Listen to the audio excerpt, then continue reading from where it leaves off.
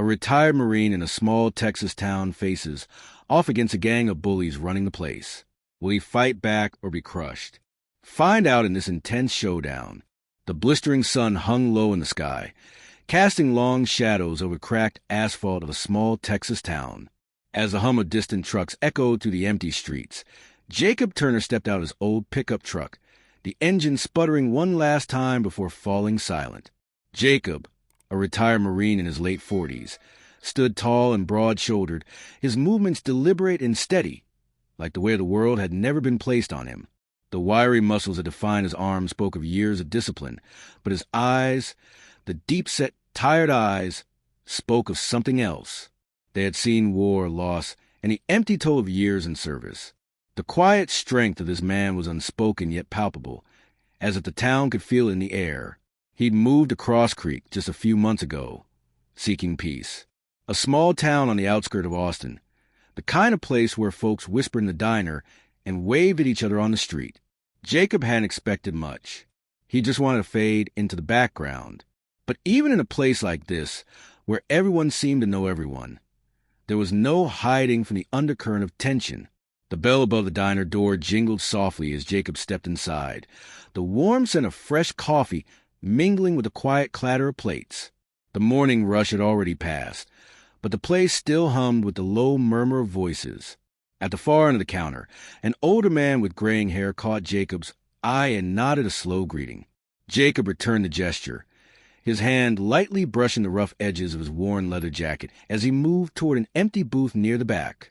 He was halfway there when the door swung open with a force that made the air vibrate.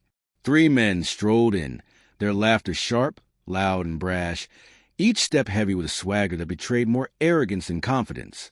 Jacob glanced up briefly, his jaw tightening as the leader, a thin man with an overconfidence in his gait, locked eyes with him and smirked. He could already tell what this was going to be. The man, Derek, caught his gaze and sneered, his voice carrying across the diner like a challenge. "Look at this guy," he scoffed, his tone cutting through the ambient chatter. "Big guy thinks he can just take over our booth." Jacob's grip on the coffee cup tightened, his fingers brushing the rough ceramic. He wasn't here for trouble, but trouble had a way of finding him, no matter how far he tried to run. And as the heat of the confrontation lingered in the air, he knew he wasn't about to back down. Not today. Not ever again.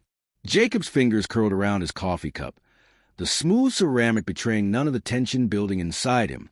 He could feel the eyes of the 3 men on him as they made their way to the counter, their laughter too loud, too brash for such a quiet place. He didn't react to the taunt. They were looking for a reaction, and Jacob had long since learned to ignore the world's noise. But the tension in the room thickened as the leader, Derek, approached it with a smirk that was anything but friendly. "Hey, big guy!" Derek's voice cut through the air, slow and deliberate. Jacob didn't flinch. "We're talking to you. Got a problem with that?" Jacob looked up slowly, his dark eyes steady, his face calm. There was no need for words. He'd fought battles in far worse places than this sleepy little diner. But even here, in a town like Cross Creek, there were men who thought the world owed them something. And men like Derek were the worst of them, acting tough in a place where power was based on nothing more than intimidation. The waitress at the counter dropped a dish, the clang of the plate sending a jolt through the diner. Her nervous glance was enough to tell Jacob that the people in here had seen Derek's kind before, maybe more than once. She wiped her hands on her apron, keeping her head down. Derek took another step closer, his presence like a storm rolling in. Each breath he took heavy with bravado. "You're not from around here, huh?" he asked, more of a challenge than a question. His eyes flickered to Jacob's worn jacket and weather boots, sizing him up like a predator tracking its prey. "Maybe you should go back to wherever you came from before things got out of hand." Jacob's voice was calm, steady, but carried a weight that made the words hit harder than any blow. "I'm not leaving," he said, his eyes never leaving Derek's. "You don't get to decide that for me." There was a pause. The other 2 men, Jake and Evan, flanked Derek, their eyes darting between Jacob and Derek. They were followers, just waiting for a sign to join in. But there was no sign coming from Jacob. He wasn't looking for a fight, but he wasn't going to run either. Derek's expression shifted from arrogance to irritation. The air around them seemed to crackle with unspoken tension, and for a moment the din of the diner faded into the background. Jacob's heart rate remained steady. He had seen this kind of thing before, the arrogance, the bullying, and he knew what would happen next. Derek's jaw tightened as he leaned in, too close now. "You don't belong here, man," he hissed. "We run this town." Jacob didn't respond. The silence stretched, filled with the weight of unspoken truths. He didn't have to fight for a place in this town. He had earned it. The moment Derek stepped in too close, Jacob felt the shift in the air, the slight pressure that came with someone trying to dominate, to push him into a corner. But he was no stranger to that feeling. He had dealt with worse before, much worse. His old Marine training kicked in, the calmness within him settling into place like a well-worn jacket. He didn't let Derek see the shift, but he felt it. A pulse of readiness, a flicker of anger that simmered just beneath the surface, waiting. Derek grinned wider, stepping back a little and looking to his friends. "This guy thinks he's too good for us," he said, his voice full of mockery, loud enough for the other diners to hear. "He's a tough guy, huh? Must be real tough if you think you can just come into our town and take up space." Jacob's gaze never wavered. "I don't think I'm tough," he said slowly, his voice deep and measured, not a hint of fear or challenge. "I think I'm done with men like you thinking they can push people around because they have a little power." His eyes flickered briefly to the rest of the diner, catching the glances of people too scared to speak up. Jacob could feel the weight of their silence, their unwillingness to stand up to Derek and his gang. That's why people like Derek always won. But it wouldn't happen today. Derek's smile faded, replaced by something darker. He looked at Jake and Evan, both of whom were too eager, too ready to join in. Jake cracked his knuckles, the sound sharp in the quiet room. It was an old, familiar intimidation tactic. But Jacob wasn't intimidated. Not by them. Not by anyone. "You sure you want to do this?" Jacob asked, his voice still calm, still steady, though the words carried the weight of a warning. The question hung in the air for a second, echoing between the diners, as if daring Derek and his crew to make the next move. Derek's eyes narrowed. "You really think you can take all of us on?" he sneered, his confidence cracking just a little. Jacob could see it. The moment Derek realized that he might have underestimated this new guy in town, the second of hesitation before it all snapped back into aggression. "Maybe not," Jacob replied, "but you sure as hell aren't going to take me down without a fight." And with that, the tension in the room grew tighter, like a spring ready to snap. The standoff lasted only a few seconds, but to Jacob, it felt like an eternity. The air was thick with the scent of sizzling bacon and the hum of a few murmured conversations that had stopped the moment Derek's challenge filled the room. He didn't need to move. His stillness was enough to send a message, one that Derek didn't seem to fully grasp yet. Derek's face twisted into a snarl. He stepped back, only to push forward again, his shoulder colliding with Jacob's chest in a move meant to throw him off balance. Jacob's grip on his coffee cup tightened, his fingers a little wide around the rim, but his stance remained firm. The collision didn't knock him back. It was as if Derek had hit a brick wall. The noise from the impact echoed in the small diner, and for a moment, everyone went quiet. Jacob's heart beat steady in his chest, but his mind raced. He had to end this quickly. He didn't want to escalate things further. But it wasn't just about him. It was about sending a message, about showing Derek and his gang that their kind of power, the kind they flaunted like a badge of honor, wasn't going to work on him. Derek sneered. "What's the matter, big guy? Think you're some kind of hero," he mocked, his voice rising. "You think you can just walk into our town and take whatever you want? You think anyone cares what happens to you?" Jacob didn't flinch. His eyes met Derek's, steady and unwavering. "I don't need anyone to care about me," Jacob said, his voice a low rumble. "But I sure as hell care about what happens to people like you. People who think they can intimidate anyone they want." Derek's eyes flickered with uncertainty for a split second, and in that moment Jacob knew he had the upper hand. The doubt was there, visible in the way Derek's posture stiffened. He was the one who had been knocked off balance, and Jacob had done it without lifting a finger. Derek opened his mouth to retort, but the words seemed to catch in his throat. Behind him, Jake and Evan shifted uneasily, as if waiting for the next move. Jacob saw it. the hesitation in their eyes, the realization that maybe, just maybe, they weren't dealing with the kind of man they thought they were. And just like that, the fight shifted. The tables had turned, and now it was their turn to make a move, or get out of the way. As the confrontation stalled, the heavy silence in the diner seemed to grow louder. Derek's face, already flushed with anger, twisted in frustration. His eyes darted from Jacob's unyielding expression to the murmuring patrons around them, each one shrinking back, as if they could feel the tension thickening in the air. Jake, the tallest of the trio, cracked his knuckles, a nervous tic Jacob had seen in many similar situations. "You really think you can stand up to us?" Jake said, his voice tinged with disbelief. "You're out of your league, man. This isn't some big city where you can just push people around. This is our town, and we don't take kindly to your kind." Jacob's lips curled into a slight smile, though his eyes remained cold and focused. "Your town?" he repeated, his voice low but cutting. "I think it's everyone's town, but you sure as hell think it's yours. But I've been to places a lot worse than this, where people like you tried the same thing. You're nothing but a bunch of loudmouths." Derek's smirk faltered, but he wasn't done. "We're just getting started, buddy," he muttered, his voice oozing malice. "You don't know who you're dealing with.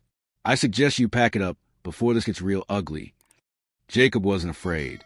He had seen ugliness before, had faced it in wars far more dangerous than a town fight over some spilled pride. This was nothing more than a petty power struggle, one he wasn't going to lose. "Here's what's going to happen," Jacob said, standing slowly from his seat. The other diners watched, breaths held, as he leaned forward onto the table, meeting Derek's eyes directly. "You're going to walk out of here and never come back. You'll take your little group and leave this town to the people who belong here, people who actually know what it means to respect others, no matter where they come from." The moment stretched on as Derek and his crew looked at each other, uncertainty creeping into their expressions. It wasn't just Jacob's size. It was his calm certainty that had shaken them. The bully had been out-bullied. Without another word, Derek stepped back. His pride fought him, but his fear was louder. "This isn't over," he muttered, but the retreat in his voice made it clear that, for the first time, the tables had turned. He grabbed Jake's arm, and the trio made their exit, their movements clumsy, as if the tension had robbed them of their swagger. As the bell above the door jingled, Jacob let out a breath he didn't realize he'd been holding. The diner erupted into quiet murmurs, but the underlying message was clear. A stand had been made. Jacob wasn't just a man to be ignored. He was someone who would fight back and win. Later that night, Jacob sat in his dimly lit living room, the soft hum of the overhead fan providing the only sound. His Marine Corps cap rested on the coffee table, a silent reminder of the battles he had fought, both in foreign lands and here at home. The police report sat next to it, a stack of paperwork that seemed to hold more weight than it should. Jacob's eyes narrowed as he read through it for the third time. The indifference was palpable. The same old story. The town had a problem, but no one wanted to do anything about it. His phone buzzed on the table, pulling his attention away from the report. It was Sandra, the woman who had been helping him navigate the mess that Derek and his gang had created. She had lived here for years, quietly watching as Derek and his cronies terrorized the neighborhood. Now, though, something was different. Sandra was tired of the silence. "Hey, Jacob, I've been talking to some folks, and it's clear we're not the only ones they've been messing with." Sandra's voice crackled to the phone.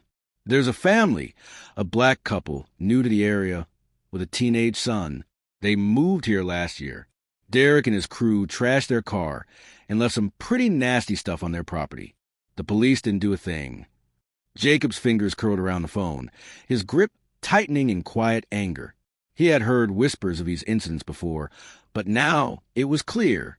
Derek wasn't just causing trouble for a few individuals. He was making life unbearable for anyone who didn't fit into his narrow, twisted vision of this town. It wasn't just harassment anymore. It was a campaign of intimidation meant to force people out. "I'll be ready," Jacob said firmly, his voice low and steady. "I'm not letting this slide." He looked at the police report again, already knowing that the system wasn't going to help him, not unless he forced their hand. The more he thought about it, the more the plan started to take shape in his mind. This wasn't just about defending himself anymore. It was about dismantling the entire operation, pulling at the threads of Derek's power and influence until unraveled. And for that, he needed more than his fists. Gather the details, Jacob continued. We're going to take him down piece by piece. The phone went silent for a moment. Then Sandra's voice came through, stronger now. I'll get everything I can. We'll make sure he doesn't get away with it this time. As Jacob sat back in his chair, he realized something. The fight had just begun, and he wasn't going to back down. Not now. Not ever. The next day, Jacob gathered his thoughts as he sat in his truck, parked just outside the town hall. The sun had barely risen, but he was already gearing up for the battle ahead. He had spent the past few hours going over the details with Sandra. Every crime, every threat, every piece of evidence that could unravel Derek's grip on this town. Today wasn't about defense. Today was about going on the offensive. He took a deep breath and adjusted his Marine Corps cap, staring at the entrance of the building. It wasn't just about Derek anymore. The whole system was rotten, from the police department that ignored complaints to the local officials who turned a blind eye when things got too uncomfortable. But today, Jacob had something they couldn't ignore. He made his way inside, the wooden floors creaking under his boots. The council room was already filling up with town members, the low hum of conversations creating a dull buzz in the air. Jacob wasn't a man who liked to make a scene, but today he had to. As he approached the front of the room, he noticed the uneasy glances from a few of the council members. They knew what was coming. Sandra was already seated. Her gaze focused on Jacob as he made his way to the podium. He could feel the weight of their stares, but it didn't faze him. He had a purpose now, and it was bigger than anything these small-minded bullies could throw at him. My name is Jacob Turner, he began, his deep voice carrying through the room. I've only been living in this town for a short while, but I've seen enough to know this town has a problem. He held up a thick folder of documents, his hand steady as he glanced over the council members, his voice unwavering.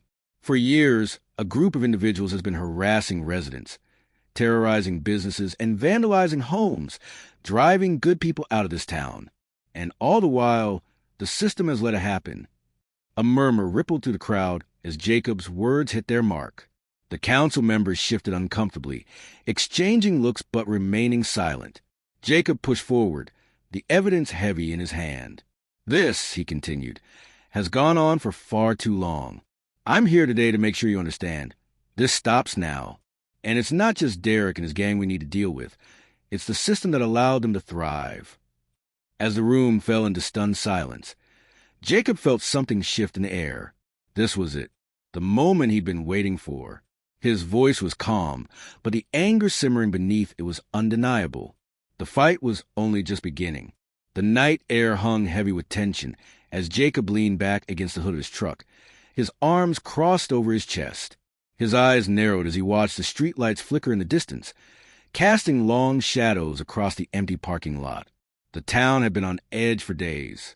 Derek and his gang had been making their rounds again, trying to assert their dominance. But Jacob wasn't backing down. Not now. As he stood there, lost in thought, a familiar sound broke the silence. The rumbling of a truck engine. Jacob straightened up and turned, spotting the headlights of a vehicle approaching. It was Derek's truck, the one with the dented side panel, and the loud exhaust. Jacob didn't flinch. He knew what was coming. This wasn't the first time Derek had come to intimidate him, and it wouldn't be the last. Derek's truck screeched to a halt in front of Jacob, the tires skidding across the gravel. The door slammed open, and Derek, flanked by his two lackeys, Jake and Evan, stepped out. Derek's grin was wide, almost maniacal, as he surveyed Jacob, sizing him up like a predator with its prey. "You're making a big mistake, Turner," Derek sneered, his eyes glinting with malice. "You think you can just waltz into our town and start causing trouble? You got no idea who you're messing with." Jacob pushed himself off the truck, his boots crunching against the gravel. He stood tall, unyielding, his face set in a hard line. "You think I'm afraid of you?" he said, his voice steady, not an ounce of fear in his tone. "You've been running this town through fear, Derek, but not anymore." Derek laughed, a harsh, bitter sound that echoed in the stillness of the night. "You really think you can take us down? You're just one man." Jacob's eyes narrowed, His jaw clenched in frustration. "One man is all it takes," he replied. "If people had the guts to stand up to you, you wouldn't have the control you think you do." The two men behind Derek exchanged uneasy glances.